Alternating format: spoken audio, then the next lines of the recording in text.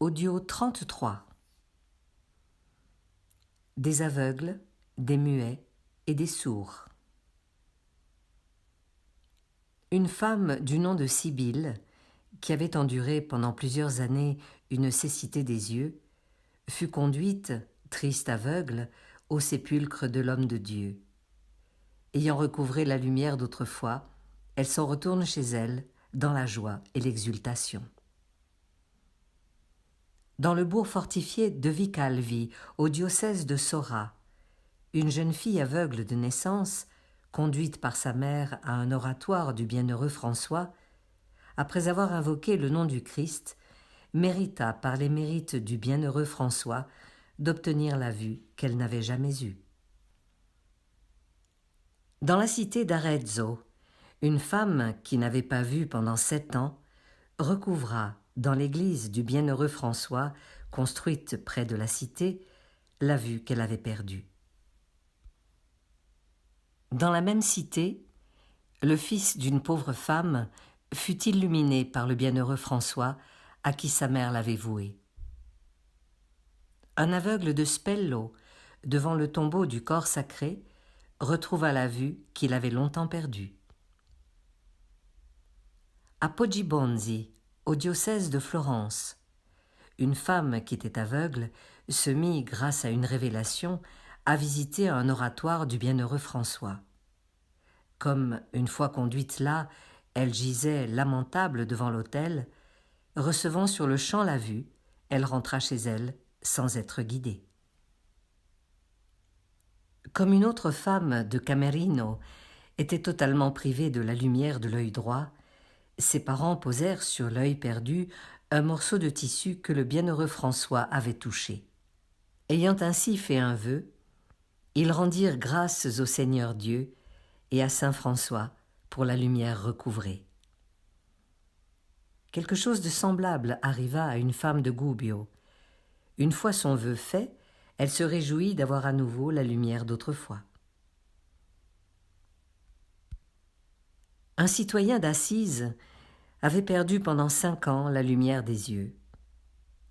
Tant que le bienheureux François était encore en vie, il avait toujours été son ami intime. Tandis qu'il priait le bienheureux homme, lui rappelant leur ancienne amitié, il fut délivré au toucher de son sépulcre. Albertino de Narni avait perdu la lumière des yeux et ses paupières pendaient jusqu'aux joues. Se vouant au bienheureux François, il mérita d'être illuminé et guéri. À Città della Pieve, un jeune mendiant était sourd et muet depuis sa naissance. Il avait la langue si courte et si petite que, lorsque bien souvent de nombreuses personnes demandaient à la voir, elle semblait entièrement retranchée. Un homme du nom de Marc le reçut en hôte en raison de Dieu. Voyant qu'il était bien traité par lui, le muet se mit à demeurer chez lui en permanence.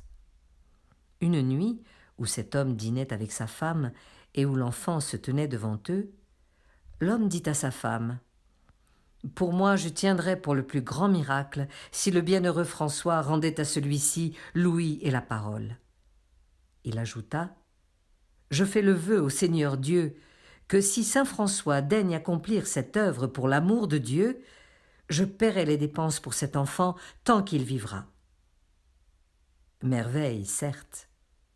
Soudain, la langue poussa et l'enfant prit la parole en disant : « Saint François est en vie, je le vois se tenir en haut, il m'a accordé la parole et l'ouïe.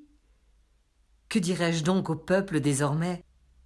Son nourricier répondit : « Tu loueras Dieu, et il sauvera de nombreux hommes. » Les hommes de cette terre qui le connaissaient auparavant furent remplis d'une très grande admiration. Un jeune homme du nom de Villa ne pouvait ni marcher ni parler. Pour cette raison, faisant faire une image de cire en accomplissement d'un vœu de foi, sa mère la porta avec grande révérence au lieu où repose le bienheureux Père François. De retour chez elle, elle trouva son fils qui marchait et parlait. Un homme dans l'évêché de Pérouse, entièrement privé du langage et de la parole, avait la bouche toujours ouverte, qui béait horriblement. Il avait en effet la gorge très enflée et gonflée. Comme il était parvenu au lieu où repose le très saint corps et qu'il voulait aller toucher son sépulcre en gravissant les marches, il vomit beaucoup de sang. Parfaitement délivré, il se mit à parler, à fermer et ouvrir la bouche comme il convient. Une femme avait une pierre dans la gorge. En raison d'une irritation excessive, sa langue se dessécha. Elle ne pouvait en effet ni parler, ni manger, ni boire. Comme, après avoir appliqué de nombreux remèdes, elle ne sentait aucun mieux, ni soulagement, finalement elle se voua de cœur au bienheureux François, et soudain sa chair s'ouvrit, et elle éjecta la pierre par la gorge. Dans le bourg fortifié de Greccio, un jeune homme avait perdu l'ouïe, la mémoire et la parole. Ses parents le vouèrent au bienheureux François avec une dévotion suppliante. Une fois leur vœu accompli, ils le recouvrèrent sain et indemne. Barthélemy, du bourg fortifié d'Arpino, dans l'évêché de Sora, qui avait été privé pendant 7 ans de l'ouïe, la recouvra à l'invocation du nom du bienheureux François. En Sicile, une femme du bourg de Piazza, qui était privée de l'usage de la parole, pria le bienheureux François avec la langue du cœur et retrouva la grâce de pouvoir parler comme elle le désirait. Dans la place forte de Nicosie, un prêtre se leva à matine selon son habitude. Alors que le lecteur lui réclamait la bénédiction comme à l'accoutumée, il se mit à grogner en répondant je ne sais quoi de barbare.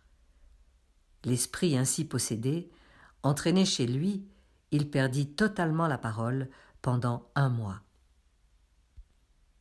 Comme, sur le conseil d'un homme de Dieu, il se vouait à saint François, délivré de sa folie, il obtint l'usage de la parole.